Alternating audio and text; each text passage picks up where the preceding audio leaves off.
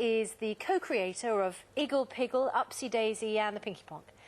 Familiar to many preschool children from the television show In the Night Garden. Yes, the BAFTA-winning programme is one of the most successful ever made for preschoolers, and now it's been given new life as a live show. We'll speak to Andy about how he puts it on stage in just a second. Welcome this morning. Thank you very much. First, though, let's have a little taster, if you hadn't seen it before, the magical world that he's invented. Macca-Pacca. Iggle Piggle and Macca-Pacca. Time for Macca-Pacca to wash Iggle Piggle's face. Macca-Pacca's soap and Macca-Pacca's sponge.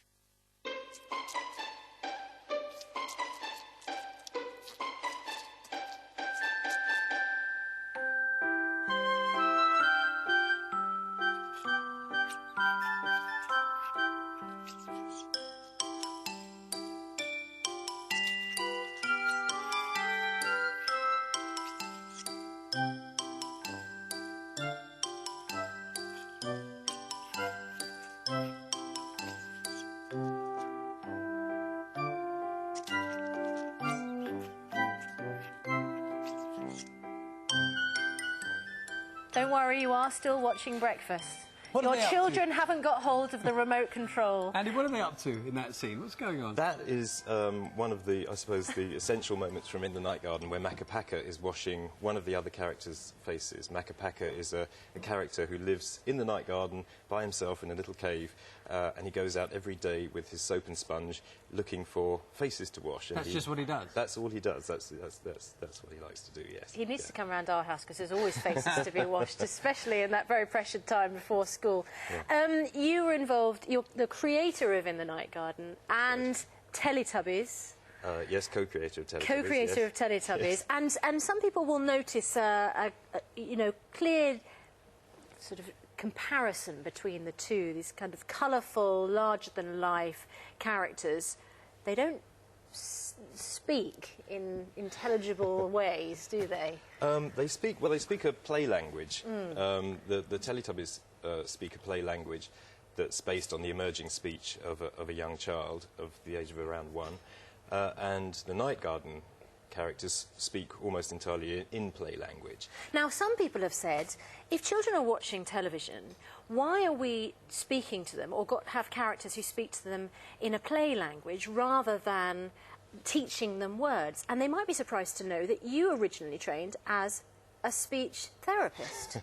So if anybody's going to know, it should be you. Yeah. Well, in both cases, we're emphasising the playfulness, the playful world that we're creating, within which, and it's within that playful world that then you create scenarios that make sense to children, and you can talk to them about the important things in life and the important things that they're really interested at that moment in their development, if you like.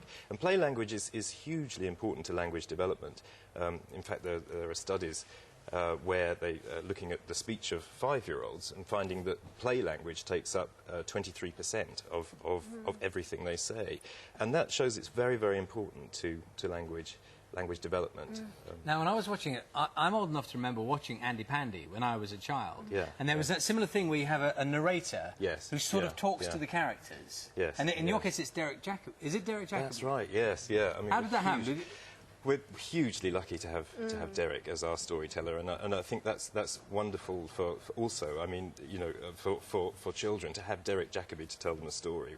Our greatest living. How did that happen? You just call him up and say, "Do you fancy?" Yes, yeah, and he immediately said yes, which was. Did he know about the show? No, because we had to give him a presentation, which I'd prepared an hour-long session, and he said yes almost straight away. Did he have to audition? Did he go to? Certainly not. And it was us auditioning, definitely. Is he involved in the live show as well? His voice is, yes. but not his physical presence, but very much there. Now, we're going to be speaking to the creators of Toy Story 3 very shortly here on Breakfast. And do you think that do you find yourself in competition with the sort of increasing sophistication of animation for children? Not really. I think anything that raises the bar, if you like, of work for children is a good thing, and certainly that's what we've tried to do within the Night Garden. It's although it's preschool TV, if you like, it's shot much more in the way that a feature film is shot, and the special effects that we use in the Night Garden are exactly the same as what you see in a feature film. Can I ask you one thing? Often when you go to see a film like Toy Story, you see people taking very young children to movies like that. Yeah.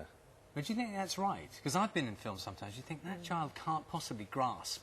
You know, because storylines in some of those films are quite, you know, they're quite sophisticated. Yes, yeah. When they should be watching programmes like yours, and you see kind of 2- or 3-year-olds going to see these big movies. Well, obviously, yeah, no, I mean, I think the Night Garden is specifically aimed at a very young audience, and that's where we're working with Night Garden Live to try and create exactly that, an experience that very young children can really enjoy and engage with, and also an experience that allows parents to relax as well. So the whole thing is taking place in this spectacular inflatable dome environment that's been purpose-built and purpose-designed with that young child in mind, and everything. All the needs that might come up across the course of the visit, so there's lots of loos and baby changing. I thought that's what you were alluding to. Yeah. Exactly. Brilliant, and, okay, yeah. Because that audience has a very particular set of needs, which is why it's very difficult to stage a live show in a conventional theatrical environment, and that's what's exciting about this. Lovely to see you here today. Good luck with the show. Thank you very much. And to Devonport, thanks very much. You can see In the Night Garden Live in Liverpool this weekend, and it travels throughout England and Scotland until October. Let's get our last look at the weather now with Matt.